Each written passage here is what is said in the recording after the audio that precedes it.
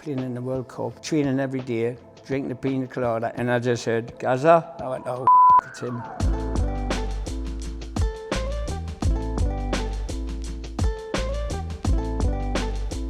Right, this is my house. No one comes in my house and takes anything.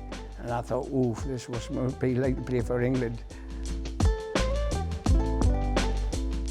I scored my penalty and I ended up in rehab.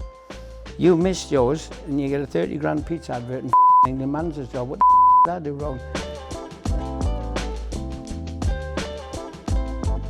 So they come in, the two of them, I turned the light off, I grabbed the ketchup and I just whooshed it all over the two of them. Every kid's ambition is to play in an FA Cup final.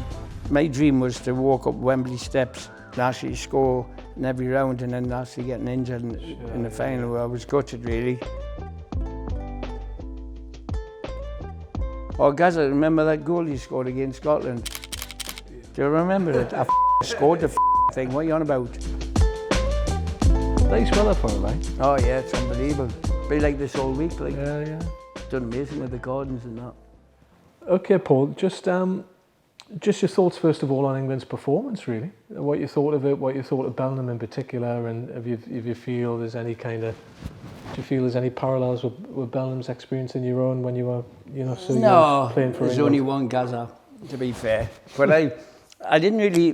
People were going on about him, and then I went to the match with Katie, England game, and Matt, and the one about this Bellingham, and I was looking, I said, well, how good is he? Because he's not even playing. Sure. And then they come on as sub, and then obviously only 15 minutes. And then I watched the game the other week, because I didn't really watch football. It was Real Madrid, and he was out there. I thought, oh, that's him. And he was outstanding. I thought, wow, he's going to be great. He's going to get better and better. So his performance, he was like, played so grown up, because I was quite lucky because in the World Cup '93, I was 22, and I've got everyone like Schultz, Terry Butcher, Chris Waddle, John Barnes, Brian Robson, they're all 27, 20 in the primes.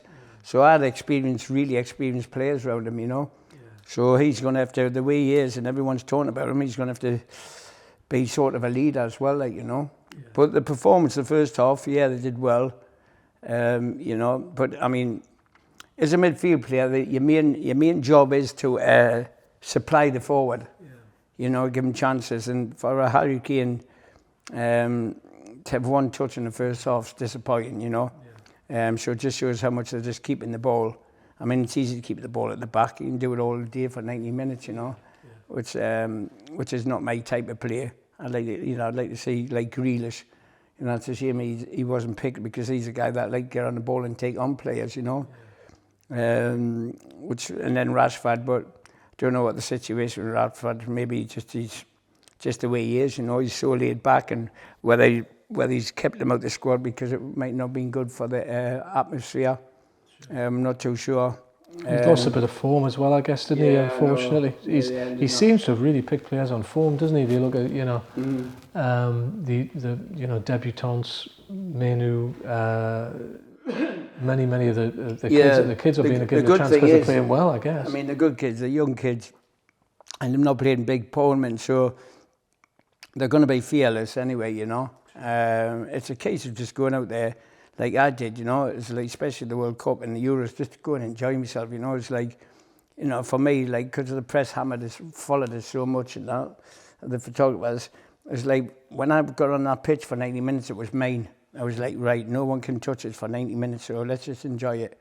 And that's the way I played football, Even if I talked to the other players, drove them nuts, opponents. The second half was really disappointing. I mean, they come at England, They were keeping the ball well and had a couple of great chances. Great save by Pickford. Yeah. But, Bellingham's finish was lethal. I mean, it took a deflection to go over, but the way he timed it was fantastic. It was like, it reminded me of Brian Robson. Yeah. But Brian Robson's another level. And do you think, given their form going in, they've got a chance of winning it, Paul? Because obviously they are one of the I'm not too sure. I watched them against Iceland, and that was very, very disappointing. I don't know what they were thinking about. If I was the manager, I just would have went in and just said to the players, go and watch that game again, guys, and walk back out the dressing room and go home. But, you know, the tournament's a different thing. Yeah, I mean, them teams that used to be rubbish years ago, like Albania, Poland, Turkey, all these teams were rubbish years ago when I played. They're all getting better and stronger, you know, so there's no easy games out there for anybody. You look, Albania, they went one up in 30 seconds. Yeah. All right, they got tanked at the end, but, you know, I think it's going to be a tough tournament to win this one. Sure. For any of them. To be fair, all these teams in the Euros, they must all be good because they've all qualified. Yeah. You know, it's not easy to qualify unless you're playing easy games. When I was playing, I remember in the World Cup, first game we drew, and then it was Holland. And honestly, the relief of qualifying for the quarterfinals against Belgium, you know, it's like, wow, for me, I was just thinking, get in. I've got another couple of weeks with the lads training and, you know, I've got another game on. So it was excited to qualify, like, you know, so hopefully it'll be the same for the guys. They've got everything they want there, you know. I mean, they've got unbelievable hotel, they've got swim pools, they've got masseurs. It's all different now, you know. They've got everything on a plate there for them. So all they've got to do really is perform. And the second half was disappointing. I mean, I don't like it when the goalkeeper seems to have more touches than anybody else on the pitch, which is not good for the. But I suppose, you know, the game is not all about entertainment now. You know, it seems to be like keeping possession and hopefully scoring a goal on the off chance. What was your favourite tournament, Paul? What was yours personally? I mean, the 1990, because it was, you know, not knowing that would be my only World Cup, because the next one I broke my arm in 94. I missed that one. 98 was kicked out with Glenn Hoddle, but the 1990 was unbelievable because, you know, I know it sounds stupid, but he give us all a day off, and it was funny. Give us a day off, and all the lads are sunbathing. I'm from Newcastle, I can't sunbathe. A morning by the pool for the England players, basking in the glory of the victory over Belgium that's earned them a place in the quarter-finals of the World Cup. After the tension of extra time, the players found a moment to relax. Paul Gascoigne was at the centre of the slapstick as a birthday cake ended up over his face. So I'm thinking, what can I do? And I looked on the beach. There was a cocktail hut. I thought, that'll do me. So I went over at the cocktail hut and I went, mate, give the pina colada. So I looked around, there's no one around. There's only just me and the barman. So he gives the pina colada. And I'm sitting there and I'm thinking, this is a life, playing in the World Cup, England, playing for England, training every day, drinking the pina colada and the sun shining off my arse. Love it. And I just heard, Gazza. I went, oh, it's him. So Bobby Robson, what you got there? I went, a milkshake. He went, gives a taste of that. I thought he's going to send us home. So yes, the guy can have the same. Lucky enough, the guy gave him a milkshake. And he had a sip of mine and a sip of his. Then he had a sip of mine. I went, oh, and he went to the guy, this is not the same. And the guy says, what do you mean? He went, where's my umbrella and cherry and sword? Where I thought, get in. He's not cottoned on, so with 6 pina coladas later, I'm singing England to the lads, England. You know, and then Chris Waddle going, get your room. But did you share with Waddle? Did you share with with Chris, we used to wind everyone up. We and Chris used to get up at 6 o'clock and then just blast music and turn it off. But we had a good, you know, the good thing with I don't know what it's like with the squad now, but the good thing with it in the 1990 World Cup was the guys that didn't get picked, they were so far, they were right behind us. Not one of them was sulking, not one of them was up that didn't get a game. You know, the team spirit was fantastic. Then obviously come to Euro 96, I mean, the second game, the Scotland won, and I couldn't sleep. I had to go and see him at 10:30 at night. I says, am I playing tomorrow? Scotland. I said, I won't let you down. I promise. He was thinking about it, and I was like, God, he's going to say no. And he went, course you will, get to sleep. He says, go on, get to sleep, get some rest. And then I just remember being in the dressing room, the atmosphere, the buzz was fantastic, you know, and I'm like, because I'm up against, I told the lads in the dressing room, hey, come on, lads, I said, I'll win this, because I've been playing against 7 of my own teammates here at Rangers, and we've got to win this one. So, you know, and I said, whoever scores to the dentist chair, I mean, for me to score and do the dentist chair was a fantastic feeling, you know, and the buzz. I think the Euro 96 for me is like, you know, when you got Chelsea fans there, you got Tottenham fans, you got Man United fans, you got fans from all different clubs, and they may just sing like some might hear Gary Neville say it, some might hear this is such and such. And I remember the Holland game, and when you got like 90,000 singing one Paul Gascoigne, I remember it was 5 minutes left and I had a massive lump in my throat, and David Platt come on and give me the ball. He went, Gazza, unbelievable. And you know, I had a few tears with 5 minutes to go of that game.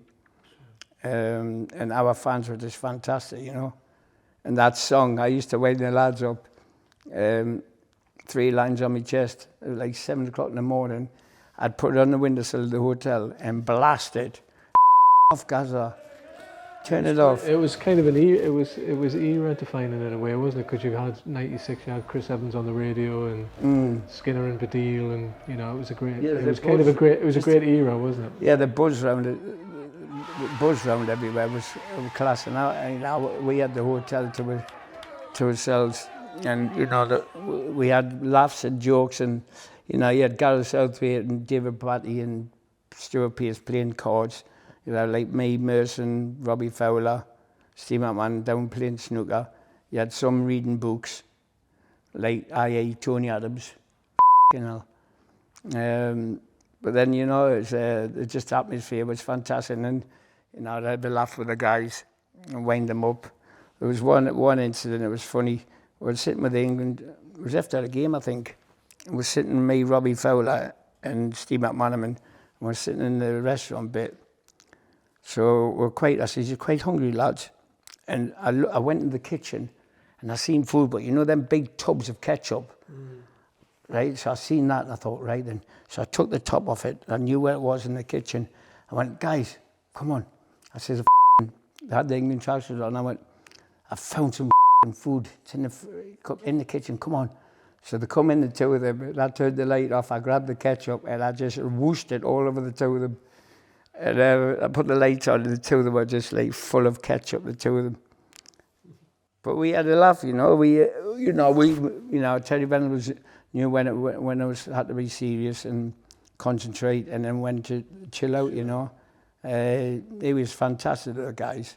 What was it like playing with Southgate? What kind of character was he way quiet. back when you knew him? He kept to himself. He was quiet, great defender. You know, and you could see even in training he was solid. You know, he was well organised, really organised. That's one of his things. He knew where to be on the pitch. You know, it's funny. I said to him not long ago.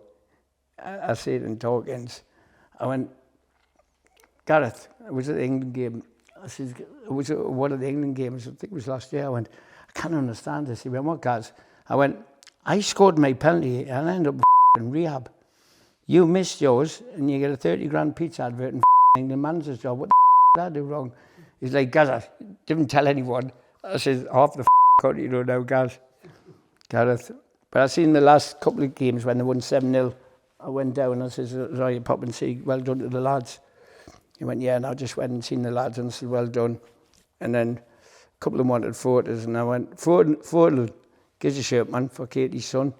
And he went, yeah, and he signed it. So it was nice of him to do that. Excellent.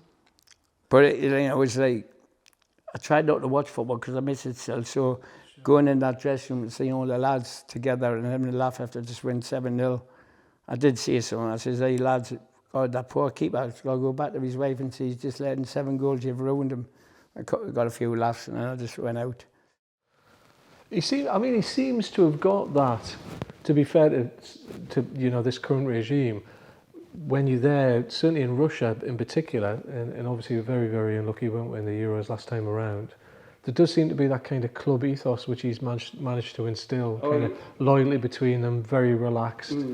They do, when you see them coming out, I don't think you can fake that, Paul, you know, they do seem to be enjoying themselves, don't they? Exactly. They do seem to have a tremendous team spirit. Yeah, I always went, every club I went to, because I loved the managers, you know, and Terry Venables was unbelievable, special. Bobby Robson was, I forget another world, him. I loved him. But with Gareth, you know, it's like Man United. When I could have signed for Man United, but I went to Spurs and we finished higher that season. And then next season, all of a sudden, like, they bring on Becks, Giggs, Neville, Scholes, Butts. So that all of a sudden, they got these A players have just come onto the scene. Well, with Gareth, he's very fortunate, England manager, because all of a sudden you've got all these young kids. I unbelievable. Yeah. But, you know, they've got to learn to play even better amongst themselves, you know. Yeah. Someone have a go. But he's obviously got an extraordinarily talented generation of footballers, wow. hasn't he? I mean, and all young as well. Yeah. So, you know, I would give him, if I was Gareth, I'd stay on as manager because, you know, he's bringing these kids on. And, you know, the Iceland game was disappointing for me because when Bobby Robson used to pick me, I'd like appreciate so much that I wanted to play for him so badly for picking me, you know. Yeah. And I think that's what the players have got to do, you know. It's like when you get picked for England and the man's a picture, then you've got to give your all for him, you know. And Bobby Robson was unbelievable because I don't know if you noticed, but Bobby Robson, if you played for your club, he wasn't bothered anyway. Or if you sub for your club, wasn't bothered. If you didn't play for your club, he wasn't bothered. But if you played for England and you played well and you won, he'd pick the same team. Yeah. You know, so you knew if you won and you played well, you're definitely guaranteed to play again. There was a loyalty there. Yeah, definitely, without a shadow of doubt. So, you know, you just knew. And I wasn't going to get played for England because there was always Neil Webb and Brian Robson. And Neil Webb got his Achilles done at Sweden. And I'm probably going to be the happiest f***ing footballer in the world. I didn't tell him that, though, because I thought, right, it's my chance. And which, you know, I took against Czech Republic. I scored one and set up 3. But, yeah, they've got it, you know, they've got it. And then also, they're in the Euros, you know, and our fans, wow, the singing was incredible yesterday, which you expect that, you know. If I put you on the spot and you had to choose your best 11 that you've played with, Paul, have you ever done that? Have you got any kind of... You mentioned Shilton. I didn't realise you were a contemporary of Shilton. Yeah, actually. well, it's really, when I think about it, Seaman was special. To be fair, I would pick Shearer. I mean, in that Euro 96, he was phenomenal.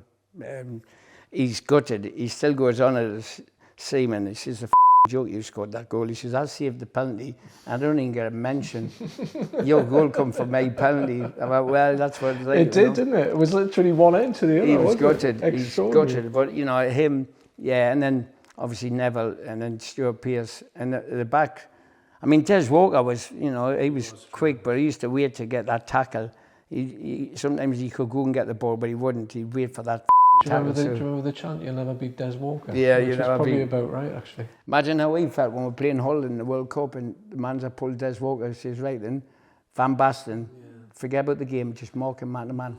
I remember him coming to me and saying, I've got to do that. But Des was good. I mean, he was lethal. But Terry Butcher was like, hell. I mean, I remember being in the England dressing room and for the first time, and I'm sitting, I've got Brian Robson on my right, and I'm sitting next to Terry Butcher, and it was like just quiet a little bit, and I went, oh, this is right. And then he let rip Terry Butcher. Right, this is my house. No one comes in my house and takes anything. And I thought, oof, this was what it would be like to play for England. So, you know, when you got that sorted next year, whether they've got it in the dressing room, I don't know. So would you have Robson in midfield? Oh, yeah, without a shadow of a doubt, Brian Robson. I mean, in Chris Waddle, you know, you've got Chris Waddle one side and you've got John Bonds the other, and Lineker and Shearer. You know, Shearer was, when you look at some of his goals he scored, the thing with Shearer, if a centre-half tried to bully him, if a centre-half and know he's in a game, Shearer used to batter them. He was a tough player as well as a lethal goal scorer. And would you name yourself in your top 11? Yeah, I'd have to, yeah. I'm captain. I'm captain. He was going to make his captain. Terry Venables spoke of it. He was going to make his captain in Euro 96. But he said because the press was already onto us anyway, he said you need added pressure. But I just, you know, every game I played in, I wasn't bothered who I was played or who I was up against. You know, I just knew how good I was. All I had to do was perform. And if I wasn't playing well, just make sure I give 100% for the lads, like, you know. Sure. He was a great man manager, I think, Venables, wasn't he? Oh, frightening. Remember once in training, used to get a guy with it, the forklift. Yeah. It comes up in the air. And he used to have one about 60 foot up in the air behind the goal with the guy videotaping training. And the guy would be videotaping with training, and Terry Reynolds, like, afterwards at night time, he'd see how we trained and that. He'd put the video in. And I remember finished training, and all the lads would get at the coach. I took the key from the machine, from the what's it called? The The cherry picker type thing. They were right 60 foot up. I took the key out. So I put the key in my pocket, got on the bus and went back to the hotel. And we finished around about 3 o'clock or something, and it must have been 8 o'clock at night, and Terry Reynolds pulled us in the restaurant bit. He went, Gaz, he says, where's the keys? I went, what keys? He went, the guy is still up there. The guy had been up there 5 hours. I went, oh, I says, it's in my room. He went, give us it. The guy must have been freezing, starving. He's actually, lucky enough, good job he had his mobile on, because he rang up the hotel and wanted to speak to Terry Reynolds when I think one of the guys has took the keys to the machine, and he's like, Terry Reynolds, what you like? Oh, and I'm sorry, I forgot all about it. Now then, do you think if they get through the group stages, they've got a chance of winning it, Paul? Or do you think that would be exaggerating a little bit in terms of how they've played the last couple of games? I think the last couple of games, I mean, that's Iceland one and this one. But, you know, when it's like tournaments like that, it's all about like the next 90 minutes, you know. That game's gone now, it's forgot about. Yeah. You know, I mean, the good thing with Bobby Robson with us was it didn't really make us, weren't really allowed to call home. Yeah. Couldn't watch the TV, what was going on back home, or read any newspapers. So all we did was just concentrate on the football, you know. Okay. I was a bit disappointed when he invited all the wives over for the semi-final, because I always thought the lads wouldn't concentrate, which we got beat in the semis. But yeah, I mean, you know, after hopefully we qualify, and then obviously, you know, the good thing with England, they know you can improve them with the way they're playing. So they qualify, and then you know they've got their chance with like everybody else. But you look at us when we qualified, we're playing Cameroon, and Cameroon the first half battered us. You know, we're 2 down. So you know, I think we've got a chance like everybody else. Do you think we're as good as Germany, for example, or Italy? If we've got Italy again? God, Italy's going to be one hell of a tough game for them, because the Italians, they hate playing English. You know, they hate it.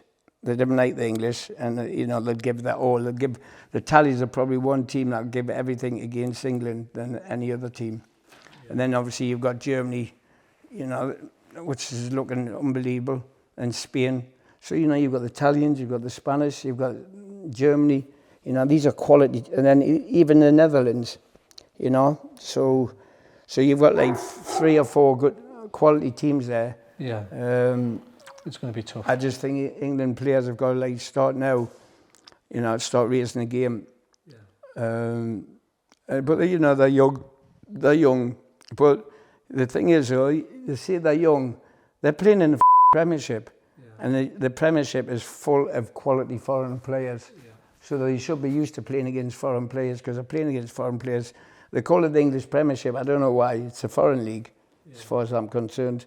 So they're playing against quality players week in and week out. So, you know, it shouldn't make any difference for them when they're actually in against a good team. Yeah. But that will test them out. You know, if they qualify, it'll be the next game after they qualify who they'll play against, and hopefully, you know, they don't get picked against Germany, Italy, or France, or Spain, because they're the main 4, and they're strong and powerful, each one of them. Yeah, well, the Germans at home in particular, I think, would be a tough one. And France, obviously, as you rightly say, beating World Cup finalists, were fantastic in the World Cup final. Just finally, Paul, in terms of the future of Gareth Southgate, I know you've spoken to him when you went back, and you've been a VIP at the England games, and you've obviously played with him. I know you won't have discussed it with him. I'm just wondering what your personal view is in terms of what he does next. Do you feel strongly that he should carry this generation forward because they are so good, because they're so brilliant? And I think he deserves it. You know, he's brave enough to bring on all these young kids. Yeah. You know, he hasn't brought anyone with like 80 caps, and you know he's starting it fresh. He's got some great young talent there, and obviously they seem to be enjoying it when he's with them. I spoke to him in the stands at Wembley. I think we were watching some game, or he might have been it might have been a cup match, right, or a cup final or something we watched. And I just told him, and I said, "Well done, Gareth." You know, I said, "Well done, you're doing brilliant. You must be loving it." He went, "I am, Gaz." You know, such a young kid. Now, you know, to come from Middlesbrough, where he was at Middlesbrough, and then that's where he learned his trade and then become England manager. To take it on for the start, that takes a brave guy, you know, because I know what it's like for any manager to be, you know, Graham Taylor got hammered, and Bobby Robson got his fair whack of stick. You know, it was only Terry Venables that really didn't get any stick, but, you know, to take that on, and then, you know, from what he's done to the team beforehand to now, it's incredible, you know. And like I said, you know, these kids, they're all young. So, you know, it's I suppose as a manager, he's got to be on the board because, you know, them young kids can be, well, I don't think like me, to be fair.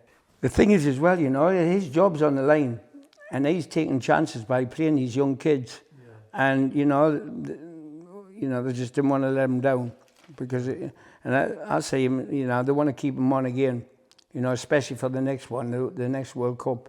Yeah. You know, get this over with, see how they come on anyway. But then, you know, these kids, they're all going to be another couple of years older. Because there's a bit of frustration, isn't there, the fact that we got to a semi-final and particularly the final that we didn't win. I mean, he's got an extraordinary record, actually, probably as successful a manager as we've had since Sir Alf Ramsey. Mm. But there's a lot of discontent, Paul, with his team selection and not being not being adventurous enough in all of that. Do you feel like he has to win it in order to be perceived as a success because he's got such definitely. As an England man, listen, any English manager, I mean, I wish somebody would do things, win a tournament and someone score a hat-trick, because he's getting, just take that bit of thing away from, what's he called? Jeff Hurst. Yeah, Jeff Hurst. He goes, does his talking, said, winds me up, so someone get a hat-trick, you know, in the cup, if they do get the final, someone score a hat-trick, please. But the other one is, you know, to try and win a tournament, because whoever wins a tournament now for England, they're going to be a hero, because, you know, we just keep on talking about 1966 and it's a nightmare. I mean, we were close. I mean, I was close when I missed that chance against Germany when Shearer crossed the ball across. I can't even watch that now. Every time it comes on, I turn away. I'm thinking, how the did I miss that? Well, it was because he got a touch, wasn't it? I thought it changed the course of the ball, didn't it? You didn't realise he was going to get a touch. Yeah, well, I thought he'd just get a little touch as well. That's how you missed it. And then I stopped and now. I mean, it's extraordinary, isn't it? The fine margins, Paul. If you look at penalties, Rashford's penalty hitting the inside of the post to get in the Euro final. It's very, very. We just just every time it comes to like that bit of luck, we just don't seem to have it, you know. Well, you need that. Everybody needs that to win, without a shadow of a doubt. Yeah, you do, without a shadow of a doubt. Yeah, and I don't think. I think if any of the game went to penalties, I don't think Gareth would complain if anyone misses. But, you know, I would give him the job again for another 4 years. Yeah. You know, give him a World Cup chance, you know, because these kids are going to be 2 years older, and that's 2 years playing in the Premiership. Yeah. They're going to be stronger, they're going to be mentally, physically better, you know, especially mentally, because when you're in big tournaments like that and you're up against some world-class players, them Spanish, the Germans, wow, you know, the French, when you're up against quality like that, you've got to be on the ball. You know, there's no holding back in that. And I think it's got to be a case of like, go for it, you know. Yeah. Sometimes we play maybe a bit more adventurous, yeah. Yeah, I want to play a bit conservative, you know, just keeping the ball at the back, it bores me. That's why I kind of watch it sometimes. You know, I think just be a bit more adventurous. You know, I was quite lucky because Terry Venables was I had Paul Ince behind us all. Rangers had Stuart McCall, Tottenham had Paul Allen, England had Paul Ince. So Terry Venables sort of if I had the ball, I'd go for it. And if I lost it, I'd always have one of them picking it back up for us and giving us the ball again. It's a bit like Rice and Bellingham in that regard, isn't it? Yeah. I suppose he's given Bellingham license to just go and do what he wants to do and express himself. Which I think with a player with that kind of ability is exactly what you should do. Really, is exactly what you need without a doubt.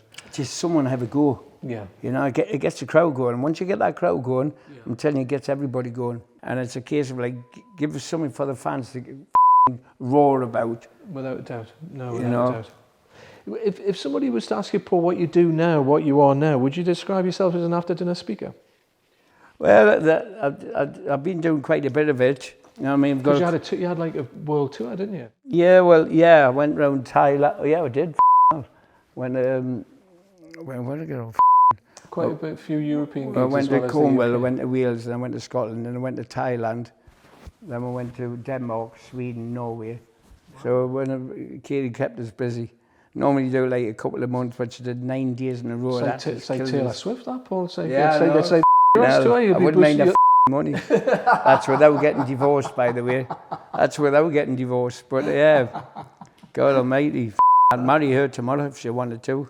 I've got the ring. But yeah, I mean, after dinner it's good because, you know, sometimes I've ended up in tears when I do them because, like, you know, you miss the atmosphere, you miss the buzz. And, you know, when I go to do these venues, I have quite a lot of people there. So to be amongst them, and I'll say you're not me fans, you're just like one of me, you know. Sure. And, you know, I tell them jokes and, you know, and then I do tell them I did play football as well during my career. Yeah, I enjoy it, you know. It's good seeing the fans again. You know, you have selfies with them and then you move on. So, you know, I enjoy them. What kind of audience are you talking about? I guess it depends on obviously it depends on where you are in the audience, but what's the biggest one that you've done, Paul? Do you know? The one I think we did one in Wales, surprisingly enough, there were 700 odd people there. Really? Wow. And then the one in Sheffield, I know I did 460 selfies. So there's about 600, that took us ages. Just queuing up at the end. Yeah, the smell was gone and everything. Funny. But yeah, I mean, so you get big audiences, you know. And do you get nervous about that, or because they're all there and they like you? Is it like doing a best man speech sort of thing? You know, you know that they're on your side sort of thing. You know? Yeah, they're probably beforehand. It's the selfies. Everyone that has a selfie wants to talk to you. It's like, well, move on, mate. Or you get some daft say, oh, Gazza, remember that goal you scored against Scotland? It's like, do you remember it? I scored the thing. What are you on about? Move on.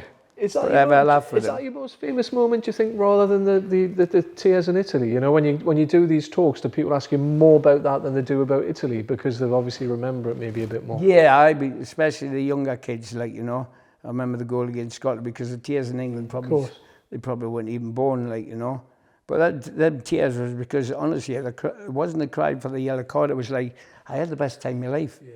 And that's what I hope the lads are having now, you know. Yeah. Best time of life, because I made the most of it every day. I went and played tennis. I went on the paddle boats. I was diving in the swimming pool. I was messing about. You know, and I just had, you know, it's like, my dream was to walk up Wembley steps, which it wasn't the World Cup or the Euro. It was to walk up the Wembley steps, you know, and actually score in every round and then actually getting injured in the final where I was gutted. In the FA Cup, obviously. Yeah, I was gutted, really. The World Cup was like, you know, playing the World Cup, and the tears were because it come to an end. Yeah. I was like, one, I thought I'm never going to play football again. One, I thought my career was over, and I was only 23. Sure. And because my birthday was in the World Cup, and, you know, every day I just loved it. I was messing about. I was pinching. Every night we were given a bar of chocolate off the doctor, and I'd eat mine. And then I would wait till because I had to leave the doors open in case anything went wrong. And I remember going into this room, and I thought, right then, I'll sneak into that room. I know where the fridge is, because I keep the chocolate in there. Yeah. I'd about the squad of 22, I picked the wrong room.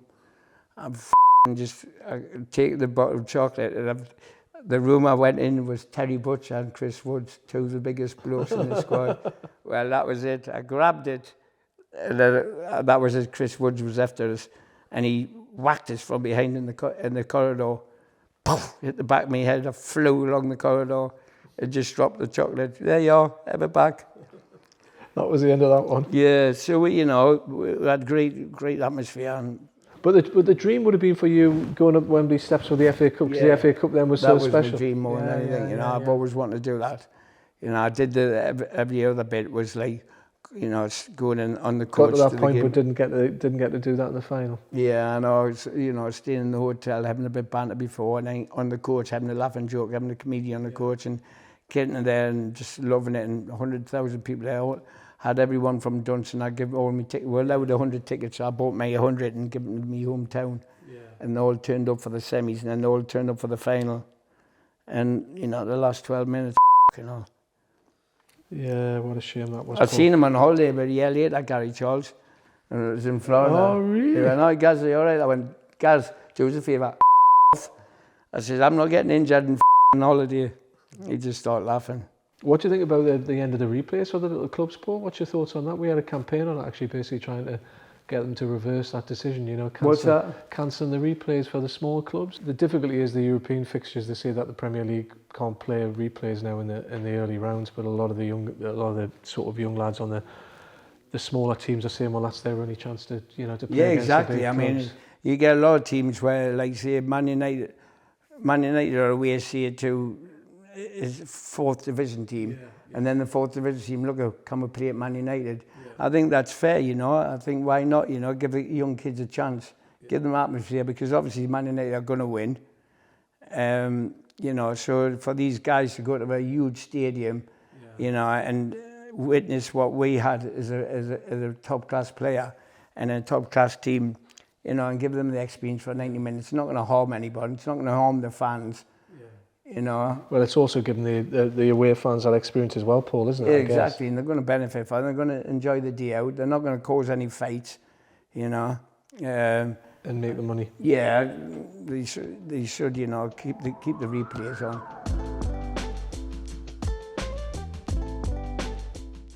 Favourite movie? One Flew Over the Cuckoo's Nest. Favourite band or singer? Phil Collins. Favourite meal? What would you have if you're on death row? I love turkey steaks. I'm obsessed with turkey steaks. Yeah, I love a turkey in a bread roll. In a bread roll rather than with the trimmings, rather than like a turkey dinner? Got it. When I was Katie the other day, for wherever I go with Katie, Indians, Chinese, I take a bagel with, so I can have a sandwich, make a sandwich, my own sandwich if I don't have any bread. Hey, Katie goes mad.